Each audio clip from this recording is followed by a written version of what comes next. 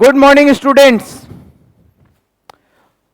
मैं साकेत कुमार, आपका favourite Saket sir, आपका स्वागत करता हूं आपके अपने चैनल अकाउंट्स वाला पर। आपने देखा होगा यहां पर कंटिन्यूअसली रिसेंटली कई प्लेलिस्ट ऐड हुए, कई चैनल्स ऐड हुए, कई टीचर्स हमारे मतलब एक्सपर्ट टीम की फौज बनती जा रही है। और हमने आपके साथ शुरू किया था अप्लाइड मैथ्स की सीरीज, जिसमें हम लोगों ने बात किया था कि आप 100 आउट ऑफ 100 कैसे स्कोर करोगे। 95% प्लस की हम लोगों ने आपसे कमिटमेंट करी है, और अगर आप कंसिस्टेंटली हमारा साथ देते रहे। हम लोग पीवाईक्यू सॉल्व कर रहे थे, जिसका सेक्शन ए एमसीक्यू को सॉल्व करने का तरीका हमने देखा था। सेक्शन बी हमने वेरी शॉर्ट आंसर कंप्लीट किया था, और आज सेक्शन सी स्टार्ट करेंगे हम लोग। और आपके लिए सेक्शन सी का उसी पेपर कोड हमने बताया था 465 2024 का सेक्शन ए और सेक्शन बी हम लोगों ने कंप्लीट करा था, और आज हम लोग कंप्लीट करने वाले हैं सेक्शन सी।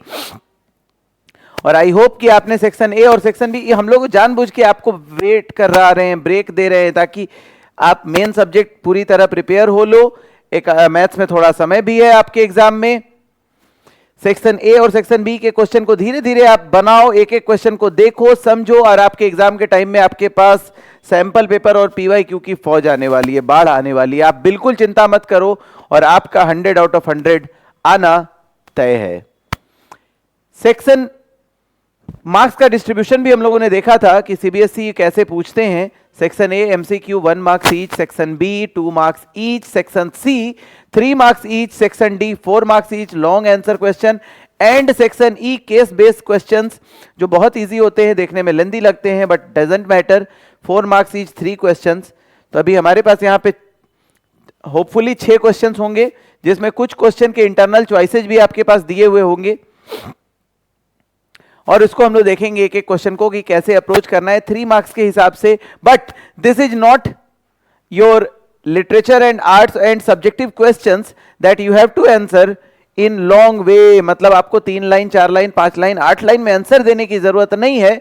कुछ क्वेश्चंस हो सकते हैं टेक्निकल हो, जो अगर आप फॉर्मूला बेस्ड हो, अगर आप 2 लाइन 3 लाइन में भी बनाएंगे तो भी 3 मार्क्स ही अवार्ड होंगे। ये चिंता नहीं करना है कि बड़ा क्वेश्चन है तो बहुत ज्यादा लिखेंगे तभी मैथ्स में ज्यादा नंबर मिलता है। मैथ्स में ज्यादा नहीं, मैथ्स में एक्यूरेट लिखने का, सही अप्रोच करने का और इनोवेटिव क्रिएटिविटी के लिए भी मार्क्स दिए जाते हैं।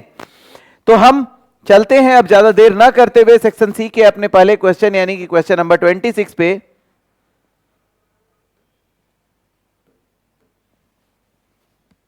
क्वेश्चन है एलिगेशन एंड मिक्सचर का। A container has 50 liters of juice in it, 5 liters of juice is taken out and is replaced by 5 liters of water। मतलब ये क्या कह रहा है, यहां पे 2 पॉइंट है। 50 लीटर्स जूस, 5 लीटर जूस निकाल लिया जा रहा है और 5 लीटर पानी डाल दिया जा रहा है। एक कंटेनर है जिसमें 50 लीटर जूस पड़ा हुआ है, इसमें से 5 लीटर माइनस कर दिया गया जूस का और 5 लीटर वाटर डाल दिया गया, H2O वाटर। जरा गौर करो, टोटल क्वांटिटी ऑफ मिक्सचर तो सेम रहेगा। ऐसा कौन करता है? हमारे गांव में बगल वाला दूध वाला भी कई बार ऐसा कर जाता है, लेकिन हमें ऐसा काम नहीं करना। यह साइंटिफिक प्रोसेस है कि अगर ऐसा होगा तो क्या होगा। एक बात बताओ, एक बार के बाद दूध कितना रह जाएगा? कोई बता, जूस कितना रह जाएगा? कोई बता सकता है? अगर ये काम एक बार किया गया तो 50 लीटर जूस में से 5 लीटर जूस निकल गया तो 45 लीटर जूस बचा और 5 लीटर वाटर आ गया। टोटल मिक्सचर का क्वांटिटी 50 लीटर ही रह गया, लेकिन उसमें जूस है 45 लीटर। अगली बार 5 लीटर मिक्सचर निकाला गया तो क्या 5 लीटर जूस निकलेगा? नहीं, जूस कम निकलेगा। तो सिंपल सा प्रोसेस है। क्वेश्चन पूछ रहा है this process is repeated 4 more times, 4 bar continuously और किया गया, यानी कि टोटल कितनी बार किया गया? 5 बार। तो हमारा क्वेश्चन पूछता है कि आपका determine the quantity of juice in the container after final replacement. तो new quantity, final value of juice after 5 times, total quantity, initial quantity 50, 1 minus हर बार हमारा वैल्यू बच रहा है 1/10। गौर करना, देखो कुछ क्वेश्चन को हम ट्रिक से भी, हिंट से भी पकड़ सकते हैं। यूज 0.9 का पावर 5। 0.9 होता क्या है? 9/10। 9/10 आता कैसे? 1 माइनस 1/10। 1/10 का हमको हिंट कहां से मिलेगा? 5/50। हर बार 1/10 ओवरऑल क्वांटिटी घट जा रही है, तो जूस कितना बचेगा? 50 इंटू 1/10, 9/10, 0.9 का पावर 5, दैट इज 50 इंटू 0.59049। इसको हम अगर मल्टीप्लाई करते हैं तो 50 से मल्टीप्लाई करना है, ऊपर नीचे 2 से मल्टीप्लाई कर दो तो कितना हो गया? 100, 2 डिजिट पे आगे decimal, into 2/2, sorry my mistake, into 2/2 कर दीजिए, ऊपर 100 हो गया, 2 डिजिट हो गया, 2 से डिवाइड कर दीजिए, 29 2 जा 58, 110, 5 2 4 5, यानी कि अप्रोक्स 29.525 लीटर जूस बचेगा। समझ में आया? यानी कि लगभग अगर 5 बार किया जाए तो अप्रोक्सीमेटली 29.5 लीटर जूस इसके अंदर बचा रहेगा। तो यह था हमारा पहला क्वेश्चन, 3 मार्क्स ईच। तो इसमें हम लोगों ने कौन सा फॉर्मूला अप्लाई किया? सिंपल बेसिक, आपके परसेंटेज या कंपाउंड इंटरेस्ट में भी आपने पढ़ा होगा कि कोई भी मशीन की वैल्यू अगर बढ़ती या घटती है तो n ईयर्स के बाद 1 माइनस r/100 घट जाता है to the power n। Next हम चलते हैं अपने अगले क्वेश्चन की ओर। Evaluate x square dx and show the region on the graph whose area it represents. तो बहुत सिंपल है, देखो कितना आसान से दिया है। ये 2 नहीं है, एक्स स्क्वायर है, एक्स स्क्वायर का इंटीग्रेशन करना है। क्या होगा बाबू? एक्स स्क्वायर का इंटीग्रेशन, हम लोग जानते हैं x to the power n का integration, we know that x to the power n का इंटीग्रेशन होता है x to the power n plus 1 by n plus 1 plus c। लेकिन यहाँ डेफिनेट इंटीग्रेशन है तो हमें c की जरूरत नहीं है, वैल्यू हमारे दिए हुए हैं। एक बार 2 पुट कर दीजिए, 2³/3 minus 0³/3 that is 8/3 minus 0/3 that is 8/3 square units. ये हमारा एरिया रिप्रेजेंट कर रहा है। अब ये कह रहा है represent the area on the graph. हम लोग बहुत बेसिक पढ़े हैं कि y is equal to x square का ग्राफ 10th क्लास में हम लोगों ने पढ़ा है कि एक पैराबोला होता है, ये 0 से जाएगा, ये हो गया, तो ये है origin. y is equal to x square का ग्राफ है, कह रहा है x is equal to 0 and y is equal to 2 के बीच का रीजन हमको दिखलाना है। तो x बराबर जब 2 रहेगा, x बराबर 0 रहेगा तो y बराबर 0, और x इक्वल टू 2 रहेगा तो y इक्वल टू 4। तो x बराबर 2 एंड y बराबर 4 हमारा ये पॉइंट हो गया, इसको रिप्रेजेंट कर लेते हैं। ये हो गया 0 0 और ये हो गया हमारा 2 4। तो ये जो 8/3 स्क्वायर यूनिट्स है ना बाबू, ये वाला एरिया रिप्रेजेंट कर रहा है, area of shaded region. We can write it as area of shaded region is equal to 8/3 square units. अब देखिए, नाउ हम चलते हैं अपने अगले क्वेश्चन की ओर। यहां पे ध्यान देना कि इतना छोटा क्वेश्चन 3 नंबर के लिए नहीं बन रहा था, तो उसने 27A लिखा, यानी कि इस क्वेश्चन के अंदर 2 क्वेश्चन होगा, sub question. 27B, evaluate the following integral e to the power, अच्छा और में है, वाओ, नहीं और तो नहीं है ना, और नहीं होता है इसमें, आई डोंट थिंक और है, ये गलत लिखा हुआ है, सॉरी मिस प्रिंटिंग है, don't take it. e to the power -x, लेकिन और होना ही चाहिए, बिल्कुल और होगा, और है, वाओ, और है, मतलब हमें टेंशन नहीं लेना है, दोनों में से कोई एक बनाना है। वो ग्राफ अगर आपको आता है तो आप ग्राफ बना सकते हैं, अदरवाइज ये इंटीग्रल बना सकते हैं। हमें ये इंटीग्रेशन सॉल्व करना है, तो सबसे पहले हम इसको लिखते हैं 0 to 1 dx। गौर करो, e का power -x, e to the power x का इंटीग्रेशन होता है e to the power x। अब सवाल है कि यहां पे हम क्या लगाएंगे, तो सबसे पहले हम एलसीएम लेके देखते हैं। विदाउट डेफिनेशन, विदाउट लिमिट हम लेते हैं तो 1 by e to the power x into 1 plus e to the power x d x. अब जरा गौर करो, एक जैसा वेरिएबल आ गया, देख के ये लग रहा है कि सब्स्टिट्यूशन से रिलेटेड होगा। z बराबर e to the power x, तो we have dz is equal to e to the power x dx। अब जब हम सब्स्टिट्यूट करते हैं तो हमारा लिमिट भी चेंज हो जाता है, क्योंकि ये डेफिनेट इंटीग्रल था। तो when x is equal to 0 we have z is equal to e to the power 0 that is 1। When x is equal to 1 we will have z is equal to e to the power 1 that is equal to e। तो our limit has become 1 to e and the value has become 1 by e to the power x z 1 plus z and dx is equal to dz by e to the power x, यानी कि dx is equal to dz by e to the power x that is dz by z। तो हम value put करेंगे तो हमारा ये हो जाएगा dz by z। तो अब गौर कीजिए, ये एक पार्शियल फ्रैक्शन का क्वेश्चन बन गया, cubic 1 to e dz by z square 1 plus z dz। अब देखो ये पार्शियल फ्रैक्शन का क्वेश्चन आ गया। जैसे ही इस तरह के क्वेश्चन आते हैं तो इसको हम पार्शियल फ्रैक्शन से ब्रेक कर लेंगे। हम इसको आपको सेपरेटली समझाते हैं जिससे आप एक नए टाइप के भी क्वेश्चन को सीख जाएंगे। हमारा इंटीग्रेशन है 1 by z square 1 plus Z. तो सबसे पहले हम इसको पार्शियल फ्रैक्शन में बदलते हैं, तो a by z plus b by z square plus c by 1 plus z. इस तरह से हम इसको एक्सपेंड करते हैं तो we will have 1 plus z is equal to z square 1 plus z. Solve कीजिएगा तो जेड स्क्वायर से कटेगा तो a z 1 plus z, z square cancel out हो जाएगा तो we will have 1 plus z c into z square, ये cut गया। अब जरा बारी बारी से हम सॉल्व करते हैं, एक एक वैल्यू निकालते हैं कांस्टेंट का। तो कैसे निकालते हैं, बहुत आसान तरीका है। देखो मैं बहुत आपको इजी तरीके से समझाने की कोशिश करता हूं। तो हमारे वैल्यूज आएंगे, जरा गौर करो। हमें मान लो, देखो कॉमन क्या दिख रहा है दोनों में, 1 प्लस जेड दोनों में कॉमन है, तो पुट z बराबर -1।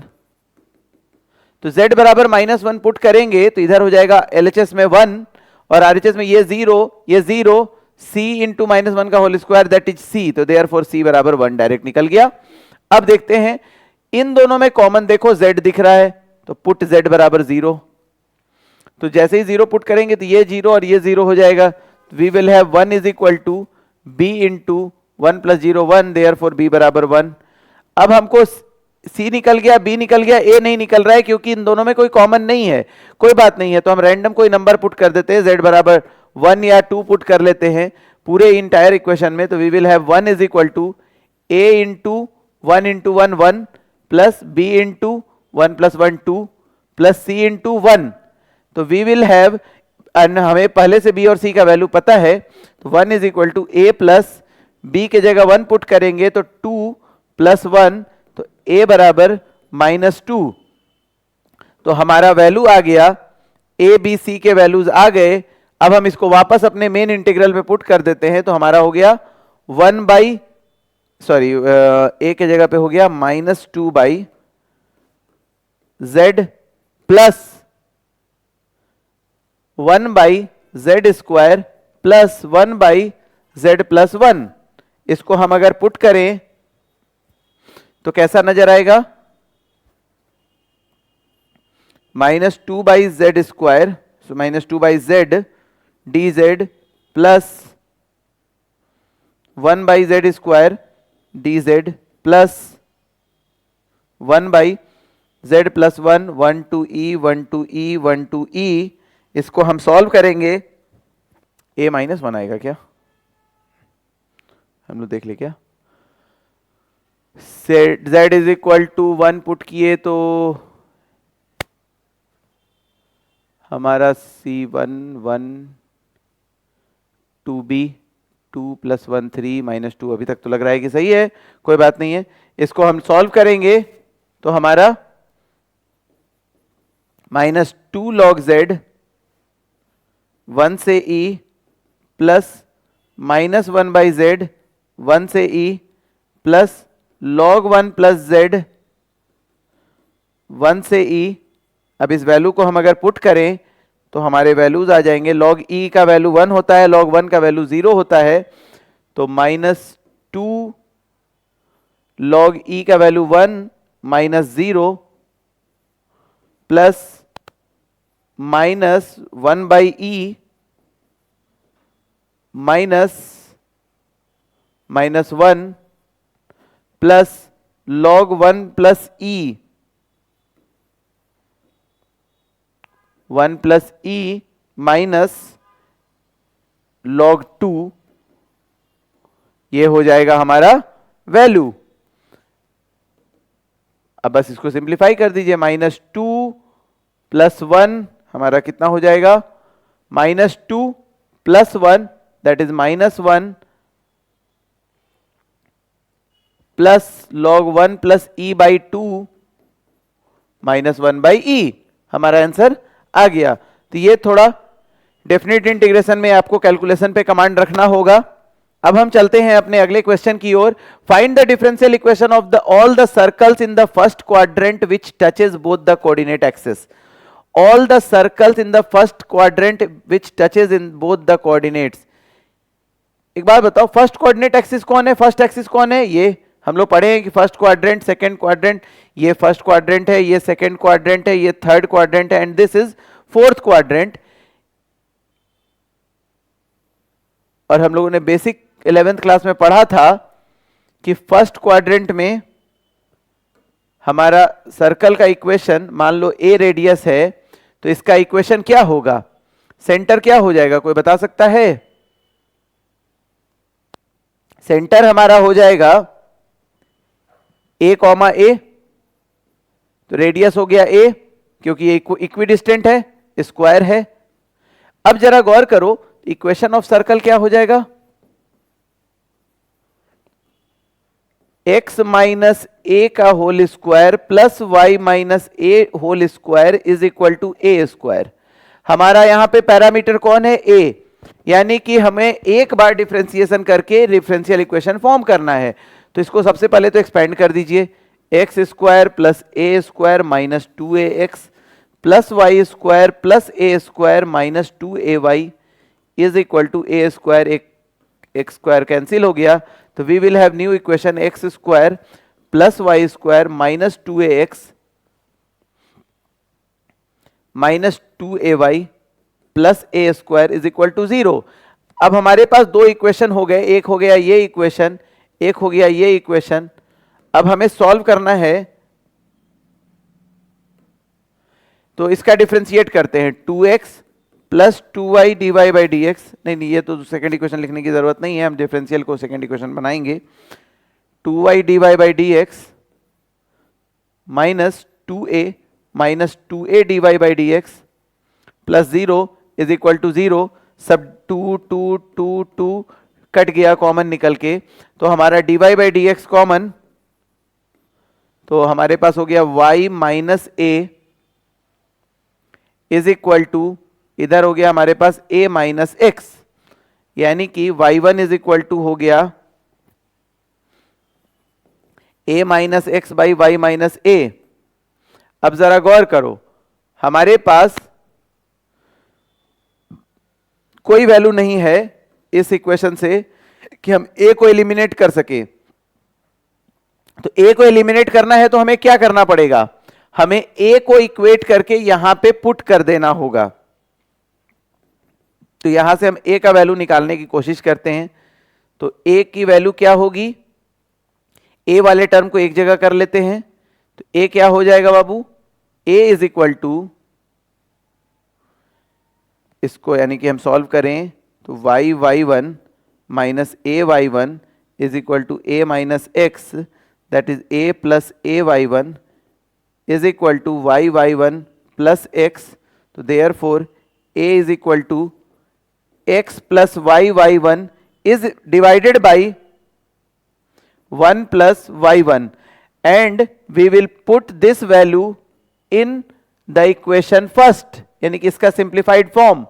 तो we will get the new differential equation. तो कैसे मिलेगा,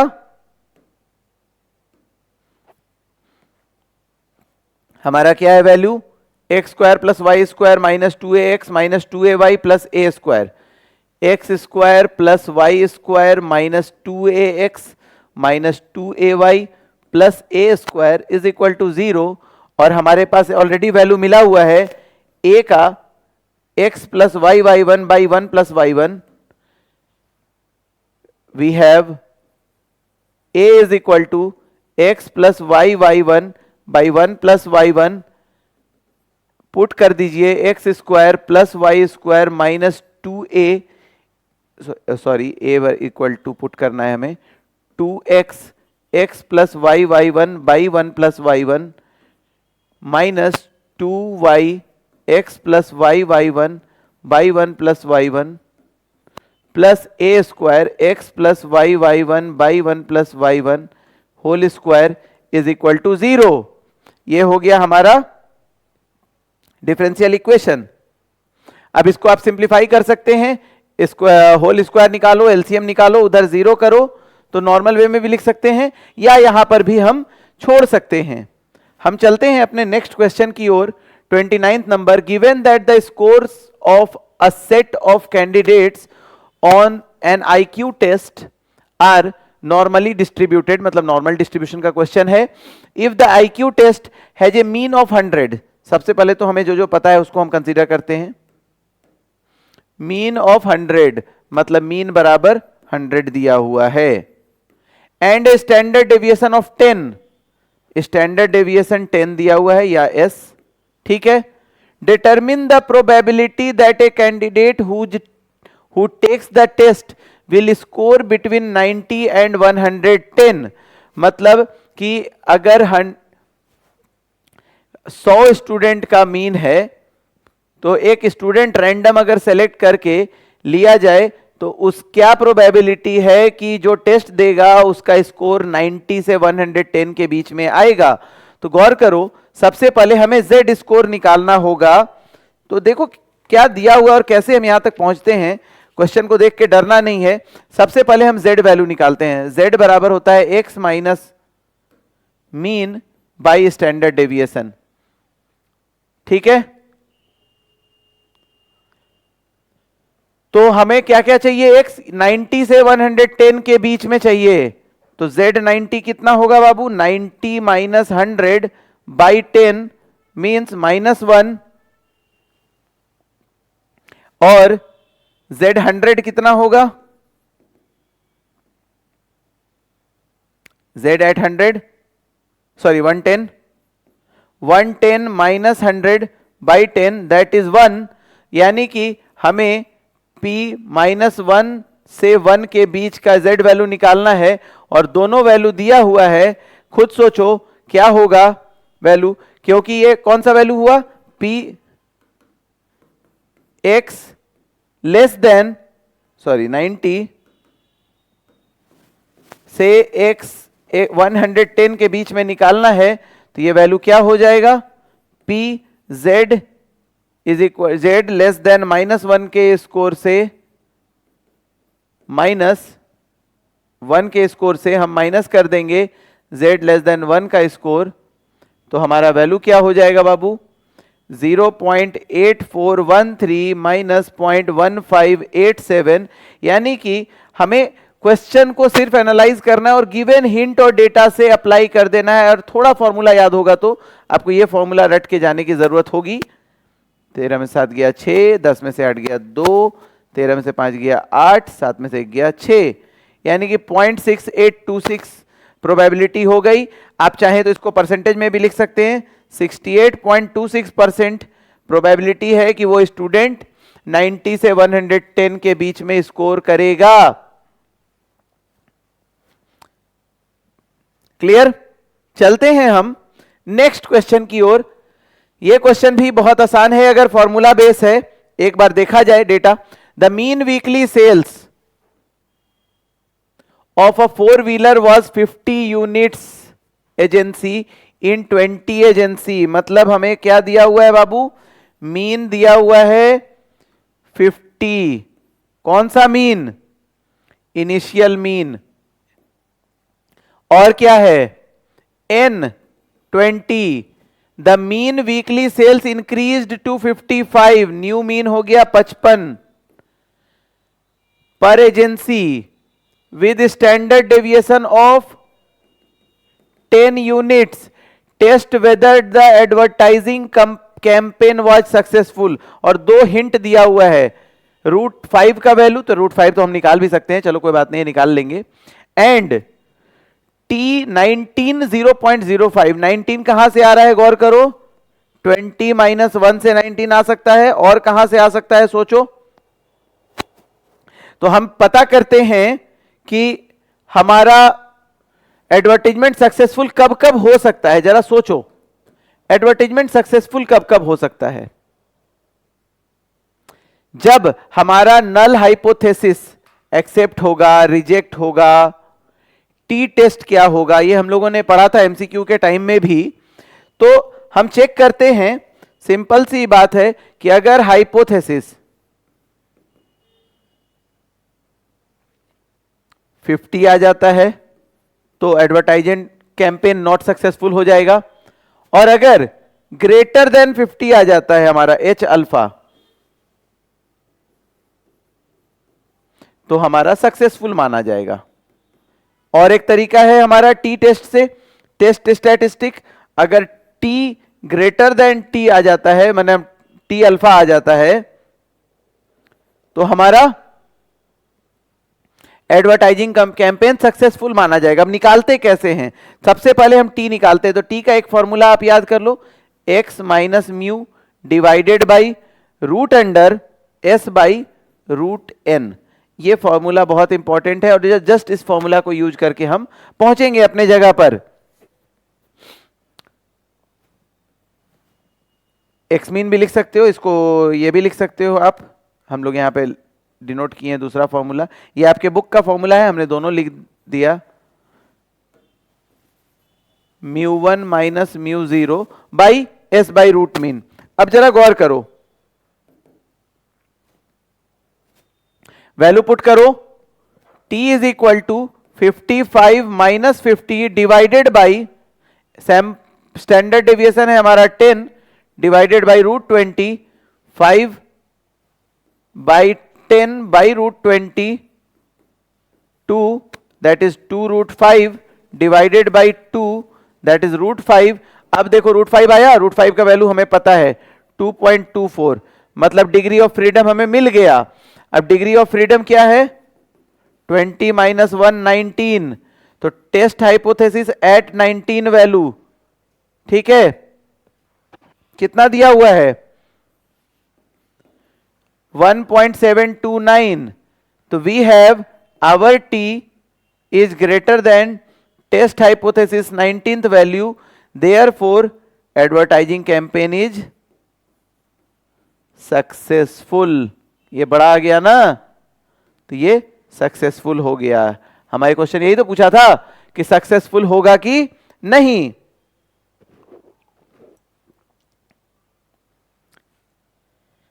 सेक्शन सी में एक और question, last but not the least, पूछा है। ये थोड़ा देखने में लंबा चौड़ा है लेकिन ये बहुत आसान होगा। रिसेंट, इसका एक बहुत इजी क्वेश्चन हम लोगों ने होपफुली सेक्शन ए या सेक्शन बी में डिस्कस किया था, आप लोगों को याद होगा कि स्क्रैप वैल्यू वाला। A recent accounting graduate opened a new business and installed a computer system that cost 45,200 rupees. Computer system will be depreciated linearly over 3 years। देखो एक और वर्ड है linearly, and will have a scrap value 0। तीन चीजें दिया हुआ है, 45,200 scrap value है, 3 साल के बाद इसकी वैल्यू 0 हो जाएगी, और लीनियरली डिप्रिसिएट कर रहा है, कर्वी लीनियर नहीं, स्ट्रेट लाइन। स्ट्रेट लाइन हम लोग कैसा पढ़े हैं, y = mx + c standard form. अब देखते हैं what is the rate of depreciation. बहुत सिंपली क्या होगा बाबू, सबसे पहले हम निकालते हैं कि एनुअल डेप्रिसिएशन कितना हो रहा है। एक एक करके क्वेश्चन को पढ़ते हैं, एक पेज ले लेते हैं ब्लैंक। हमारे पास दिया हुआ है इनिशियल अमाउंट है, इनिशियल कॉस्ट है उसकी 45,200, फाइनल वैल्यू स्क्रैप वैल्यू 3 साल के बाद है 0। तो जरा बताओ amount of depreciation annual yearly क्या होगा, 45,200 हो जा रहा है minus final value divided by 3। It means कि ये हो जाएगा minus 45,200 by 3। Negative sign indicate करता है डिप्रिसिएशन को। तो रेट ऑफ डिप्रिसिएशन क्या हो जाएगा,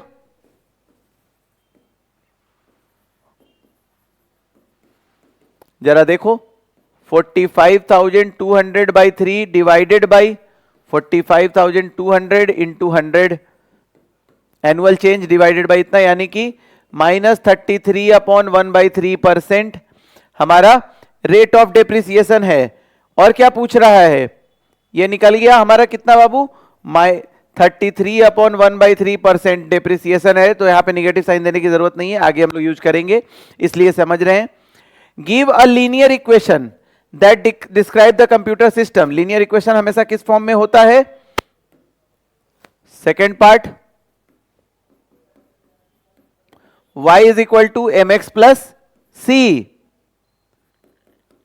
तो यहां पे y का मतलब हो गया value after t years is equal to annual change into time plus cost. इसका यूज कहां करेंगे, what will be the computer system book value at the end of the first year and A half, यानी कि 1.5 साल के बाद value क्या हो जाएगी, पुट कर दीजिए v 1.5 ईयर्स हो जाएगा हमारा -45,200 बाई 3